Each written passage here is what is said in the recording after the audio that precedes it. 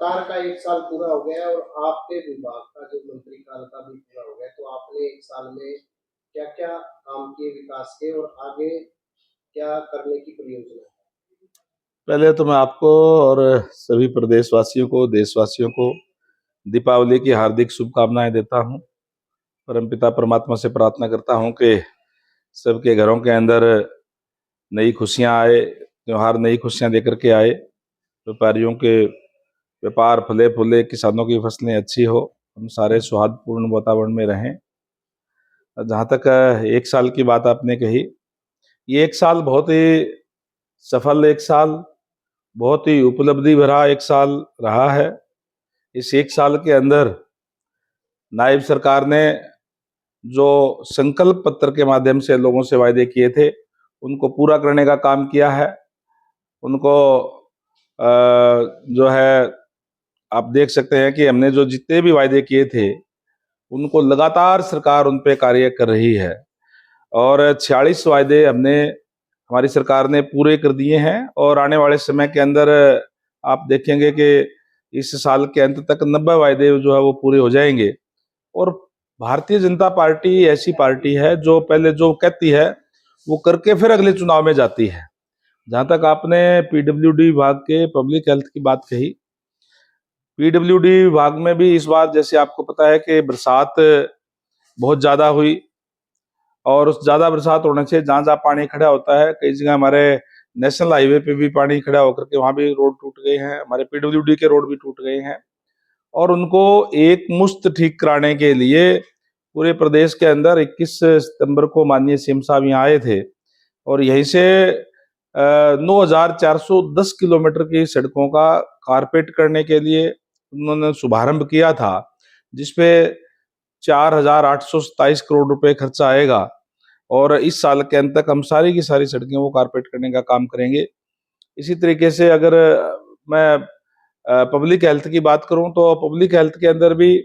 जहां हम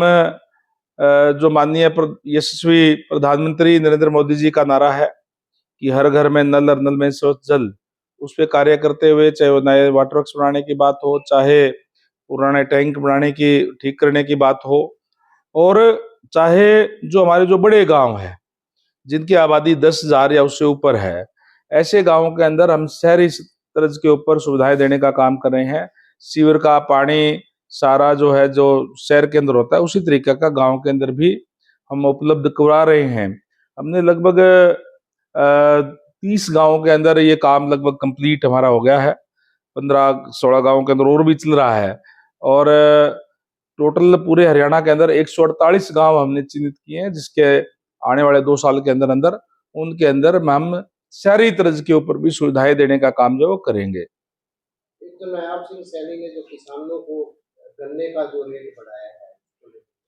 बहुत ही अच्छी बात है कि आज पूरे हिंदुस्तान के अंदर सबसे ज्यादा गन्ने का रेट अगर कहीं मिल रहा है तो हरियाणा प्रदेश के अंदर मिल रहा है, उसको और भी बढ़ाने का काम किया है। जहाँ गन्ने का रेट बढ़ा करके किसानों को लाभ देने का काम किया है, वहीं हमारे बुजुर्गों की पेंशन भी जहाँ पूरे हिंदुस्तान के अंदर हरियाणा सबसे ज्यादा 3,000 रुपए दे रहा था, उसमें भी 200 रुपए का इजाफा करके 3,200 रुपए करने का काम जो है वो किया है। अभी जैसे आप हिसार जो इसकी व्यवस्था भी देखते हैं, ट्रैफिक व्यवस्था है, इसको सुधारने के लिए आप इसके यहाँ इंचार्ज किए तो क्या हमने कई इसके वो बनाए हैं प्लानिंग और उसमें ये गंगवा रोड पे भी, चाहे वो स्लिप रोड बनाने की बात हो, चाहे हमारे बस स्टैंड के पास स्लिप रोड बनाने की बात हो, जो चाहे हमारे जो पड़ाव चौक है वहां बनाने की बात हो, और चाहे ये सड़कें चौड़ी करने की बात हो लक्ष्मीबाई चौक से लेकर के टाउन पार्क तक, वो तमाम चीजों पे वो अंडर प्रोसेस है, चल रहा है। कई जगह के एस्टिमेट बन गए हैं, उनके एस्टिमेट पास भी हो गए हैं। हमने जो बहुत एक पुराना प्रोजेक्ट, मैं इसको कहूंगा कि लगातार 20 सालों से मांग थी, 20-25 सालों से, कि तोसाम रोड से गंगवा रोड को जो गवर्नमेंट कॉलेज के पास से मिलाया जाए, उसमें आधे का हमने अभी टेंडर भी कर दिया है और जल्द ही वो शुरू हो जाएगा, लोगों को जाम से निजात मिलेगी। सर कांग्रेस पार्टी के अध्यक्ष टीएलपी लीडर बन गए हैं, वो दौरा करेंगे, वो कह रहे हैं कि हम कांग्रेस पार्टी को पूरे प्रदेश में मजबूत करेंगे, तो क्या आप स्थिति देखते हैं?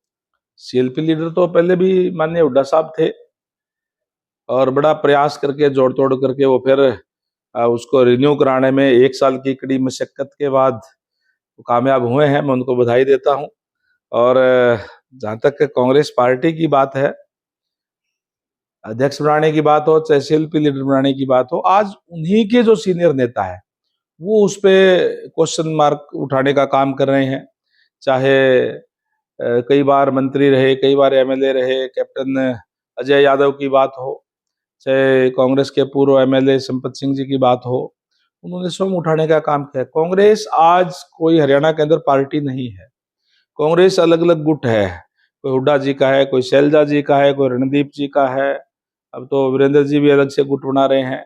और कोई 5वां गुट भी कोई न कोई मिल जाएगा। और ऐसे गुट हैं जिनके विचारों में कहीं दूर दूर तक भी समानता नहीं है। इसलिए मैं समझता हूँ कि ये लोग जनता का विश्वास खो चुके हैं। जब जनता में, प्रजातंत्र के अंदर जनता का विश्वास खो देते हैं, उसका ग्राफ गिरता है और कांग्रेस का ग्राफ भी आगे और नीचे जाएगा।